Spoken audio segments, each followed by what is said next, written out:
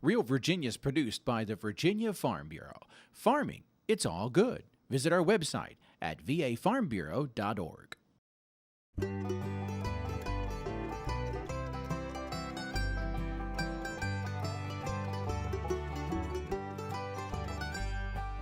Home will always be Virginia, between the Blue Ridge and Chesapeake Bay, Atlantic to Appalachia, home in my heart always. Hello everyone and welcome to Real Virginia, a show about Virginia agriculture and the people who produce all of the wonderful products we enjoy.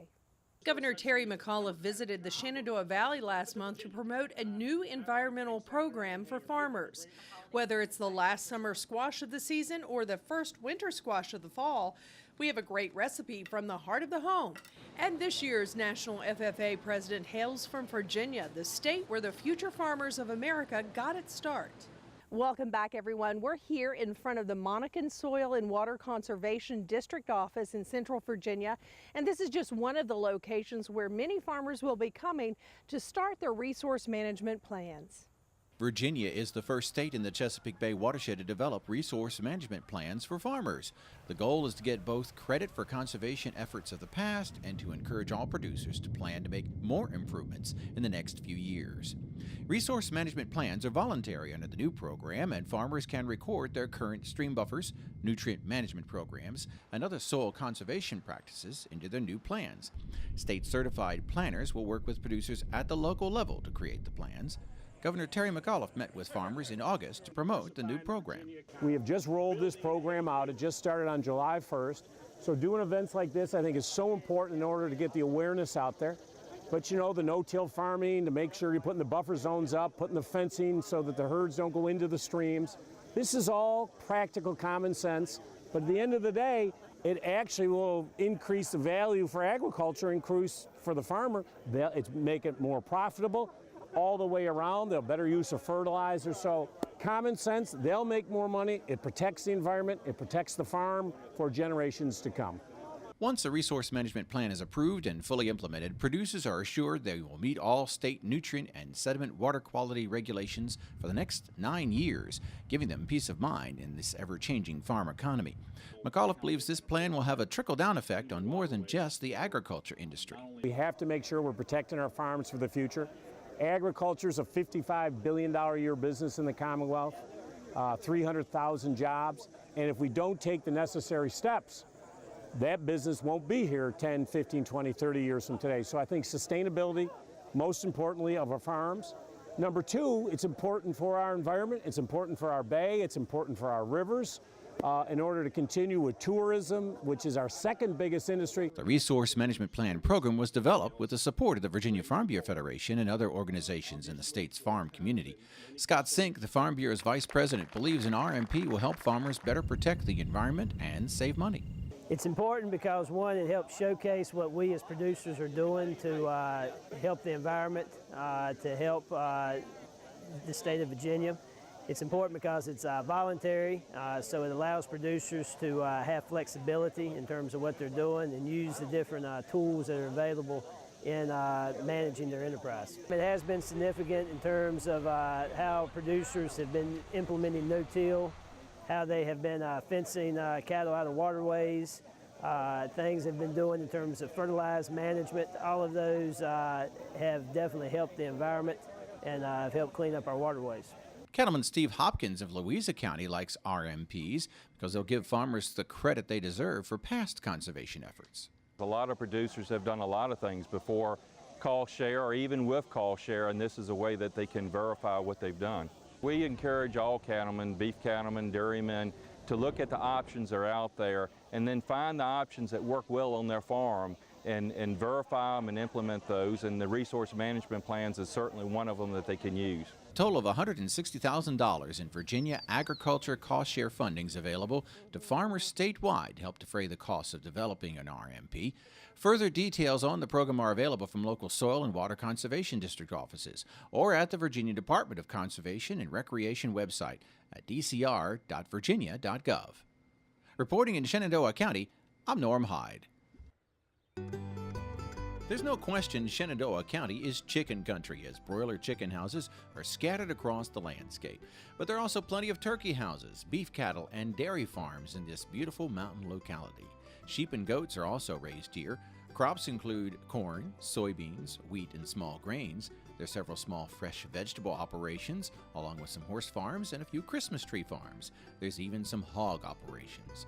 Altogether, agriculture contributes more than $128 million to the economy of Shenandoah County, Virginia. I'm Mark Viette. Coming up on In the Garden, we're going to talk about outstanding plants for fall color. Stay with us. Well, we're on our farm here in Virginia in Augusta County. We have been here since 1954. We moved here, my dad did. And since then, I've had my two sons and daughter and son-in-law, they're here. I've got grandchildren, so it's a fourth generation here that's on this farm right now. We really feel blessed that all of our family is a part of this farm. They could have chosen different routes. Well, it's a wonderful place to grow up and have a family, and we can all work together and play together. I know there's a lot of families, they go to work and you don't see them till that night, whereas with the farm here, we see each other all day long. It's a wonderful place to grow up and live. Being out here in nature and watching things grow and just days like today, that's a beautiful day, you just feel very fortunate. I'm Dan Holsinger. I'm dedicated to dairy. My cows, my milk, and my land. Fall is the time of year that many gardeners close their garden. But as Mark Viette tells us, it is also the time of year that some plants really shine.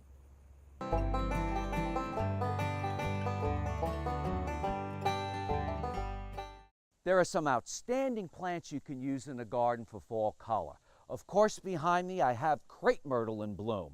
And right behind me I have the hardy plumbago. It's also known as Ceratostigma plumbaganoides. What a mouthful that is. Just remember, hardy plumbago. That attracts butterflies and bees. Of course, the blue mist shrub here is filled with honeybees, bumblebees, and other pollinators. And right here, another plant that gives you height in the garden is going to be the hollyhock. And bees also like this plant.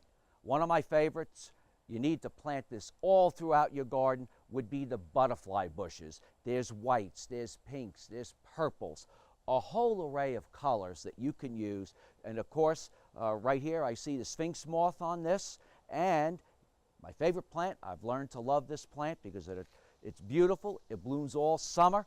It's not the hardiest in some locations, and that is known as Salvia black and blue. Now keep in mind, to get a garden full of color like this, you might have to plant this about a year in advance. Some plants you can plant late winter, early spring, midsummer, even fall, but it may take a year or a little bit longer to give you plants of the size that you see here.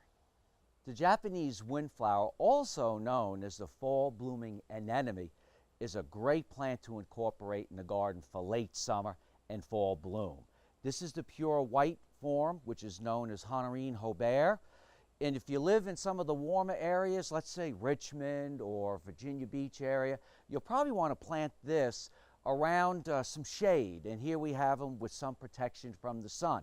But think about when you're planting the fall garden, and repeating colors is very important. And here we have repeated the color right beside me here. I have the beautiful double-flowered August lily. Extremely fragrant. And this is the more common single-flowered August lily or hosta. But you can also have other plants in the garden, other areas that could have pure white flowers. You can use the pure white Rosa Sharon, known as Diana, and that kind of ties in your whole garden together in the late season. And you can have this right behind me. Beautiful sunflowers blooming right in your own garden. Now these volunteered around the sunflower here, but if you were to plant these every month throughout the season, you will then have sunflowers every month until sometime in October or November. It's great to have because the birds feed on them. You can see some of them here that I've cut that the birds have cleaned up entirely. Here, they're still feeding on it. And this here, probably in about a week, this one would be gone. I like to plant sunflowers because it makes the birds work for their seed. So it's not like they can go and have it all shelled for them and ready to eat. In fact, I think the birds prefer to harvest them on their own. There are other plants you can consider planting for fall color. Of course, there's a whole group of sedums, and these tend to be the sedums that are tall, maybe anywhere from 12 inches to 3 feet in height. Of course, there's some special hybridized daylilies that are created just to bloom all the way through the end of September. And look at this beautiful daylily here, very fragrant. And I'm standing in a group of fall blooming anemones or the Japanese windflower. And you can see the array of colors. We have pinks, deep pinks, double deep pinks, just a wide variety of colors. And keep in mind, if they're planted in heavier shade, they may fall over as you see here, but it gives you that very nice natural look. I'm Mark Viette. Join me next time in the garden. For more garden tips, go to inthegardenradio.com. Wondering what to do with all the squash from the garden? We'll show you next on Real Virginia. We all want healthy rivers and streams, but we can't do that without help from Virginia's landowners. Resource Management Plans, or RMPs, are part of a voluntary program that helps farmers get credit for cleaning up our waters. And once you have an RMP, you are exempt from any new water quality requirements for 9 years. The Virginia Department of Conservation and Recreation has funds available to help you implement these plans. Contact the department today to learn more. Thank you. This message sponsored by Virginia's agriculture community. A squash casserole is a terrific dish for a picnic or side dish for your holiday meals. Former Miss America Carissa Jackson shows us her recipe in the heart of the home. Hi, I'm Carissa Jackson for Heart of the Home, and today we're going to be making a squash casserole, and we are cooking in the kitchen at the Meadow Event Park. So for this recipe, you would need 3 large yellow squash cut into dice pieces, or you can just cut them into rounds. That's what I prefer. A half or a whole cup of onion, whatever you like, and 1 to 2 cups of shredded cheese. You can do cheddar cheese, you can do any type of cheese that you want.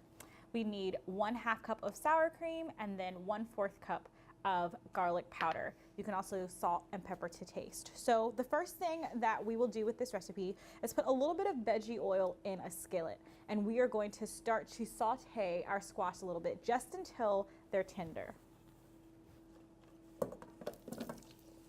This is also the best time, in my opinion, to add your salt and pepper to the squash, so that as it cooks, it collects all of that flavor.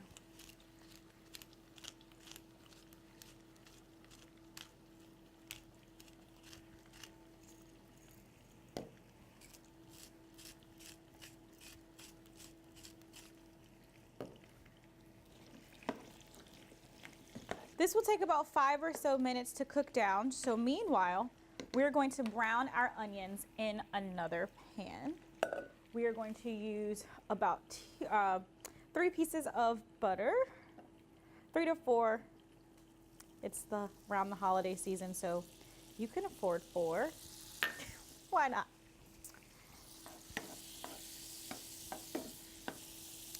Put this to medium heat and add our onion. I'm using about 1 cup of onions. And we're going to cook them until this is a nice golden brown color. That way, by the time your squash is done, your onion should be done as well. Remember to stir both constantly, just to prevent any pieces from burning too much and to make sure that all of the pieces are evenly cooked.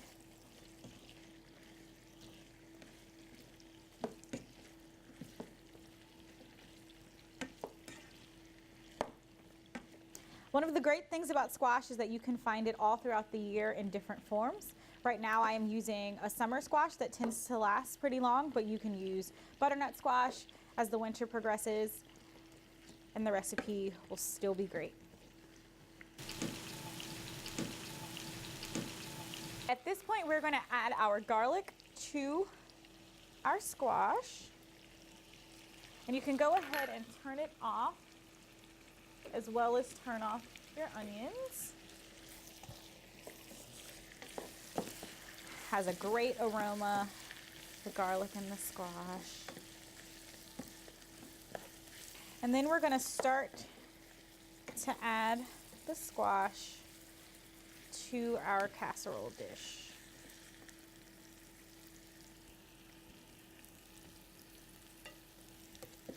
Doesn't have to be flat or layered in any way.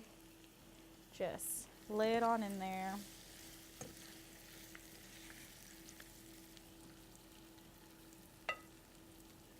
Now we are going to use a mixing bowl to make our cheese and casserole sauce. So what we're going to start with is our half a cup of sour cream.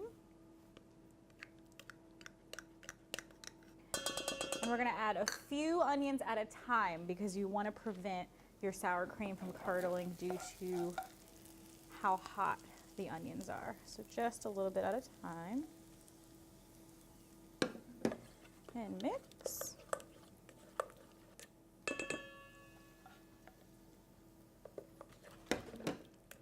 And you're only going to use about half of your onion mixture for this portion because the other half you're going to layer right on top of the squash.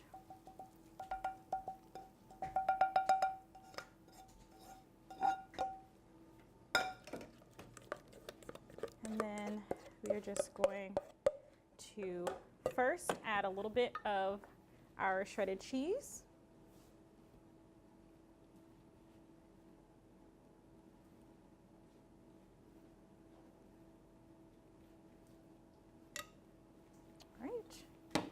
And then some of our sour cream mixture, just a couple of dollops, and then you spread it around a little bit.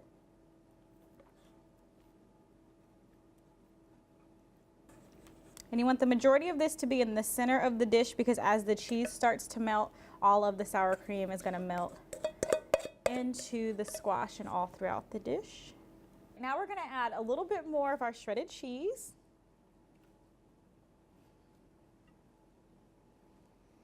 And then we're going to add some crushed butter crackers.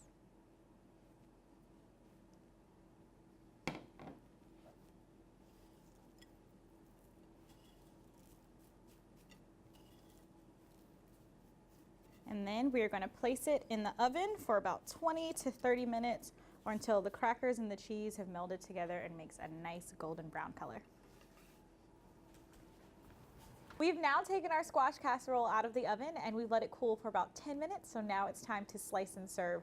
This is a fantastic recipe to serve around the holidays as a side dish as well.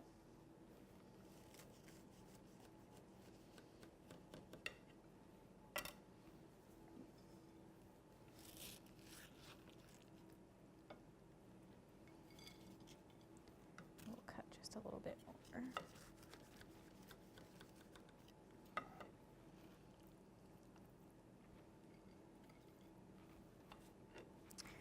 I'm Caressa Jackson. This is Squash Casserole for Heart of the Home. Come and get it.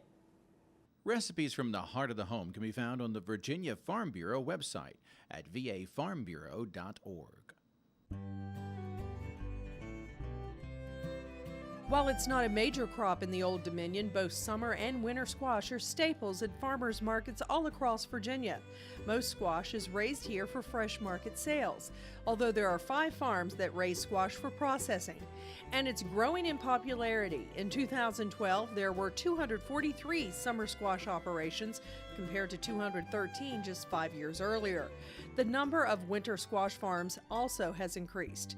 Both types of squash are members of the gourd family. Their seasonal names come from the fact that winter squash keeps better over the long winter months.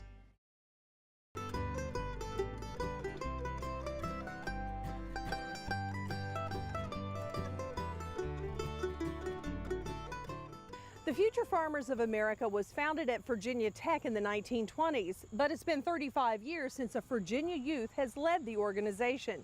As Dave Miller reports, the wait was well worth it. Brian Walsh of Shenandoah County has spent the last year traveling the U.S., visiting local FFA chapters and participating in farm tours and conferences. Now he's in the home stretch, preparing to hand the title to the next National FFA President this month. Over the course of the year, I've had the opportunity to travel to 32 different states and more to come, and you see a lot of different agriculture. There's people from all sorts of backgrounds. I saw some reindeer farms in Alaska to tobacco farms in North Carolina, a lot of different things, but nothing's quite like home. And it makes me appreciate what we have here in Virginia. It makes me appreciate the agriculture that is here. It makes me appreciate the foundation that we truly do have in Virginia. When I look at the agriculture in this state, we see something that is continuing to grow. Touring the Shenandoah County Fair this summer reminded Walsh of his own experiences raising sheep and hogs for projects, then participating in 4 state award-winning FFA teams. Visiting with local FFA members is part of his role of inspiring young people to become leaders of the next generation of American farmers. For me, it's really helping those Green Hand FFA members, those 9th grade students that are in high school, really to find their place in this organization, to help create that environment which serves as a home for students where they can be open, they can be themselves, they can learn, they can grow, and they can find their place. You know, when I look back to my time as an FFA member, it was really that home that my advisors created. It was really that home that state officers and national officers created that really motivated me to kind of come out of my skin and to grow and to step outside of my comfort zone. So my personal mission is to do that for other people as well. A lot of these Shenandoah County students may go on to raise animals professionally, but today's agriculture industry involves far more than traditional on-the-farm careers. We're preparing students to be scientists through agri-science programs across the country. We're preparing students to learn in the lab, to develop those skills, to develop that passion, to be able to go out and to develop the innovative techniques that are going to feed the future generations. We're developing businessmen. We are preparing students for a wide variety of careers because agriculture is so diverse, because agriculture needs such a diverse workforce. We are preparing those students every single day in the classroom and through the FFA organization. There are 579,000 FFA members in chapters across the U.S. Like many of them, Brian never thought he would be involved with FFA. His dad is from New York City and his mother from Northern Virginia. However, he started showing lambs and hogs as a 9-year-old at the local county fair and fell in love with it. He even convinced his mom to lease a small 8-acre farm near their home where he raised his own hogs and lambs to show and to sell. His passion for agriculture has continued to grow ever since, especially as he learned of the other career opportunities through the FFA. We as the youth of agriculture need to be prepared for jobs that don't even exist yet. We as an industry will overcome those challenges as long as we continue to be innovative, as long as we continue to focus on the youth of our industry and continue to give them the skills and the knowledge to be able to face those challenges head on in the future. Walsh says we will need both a strong farming tradition and new technology to feed the 9 billion people expected on this planet in the next 30 years. Today's FFA students are well on their way to meeting that goal. In Shenandoah County, Virginia, this is Dave Miller reporting. That's going to do it for this edition of Real Virginia. We are so glad you could join us to celebrate the bounty Virginia has to offer. Whether it's in your home, your garden, or your landscape, we're proud to say that this is Real Virginia. So for everyone from the Virginia Farm Bureau, thanks for watching. Make it a good week.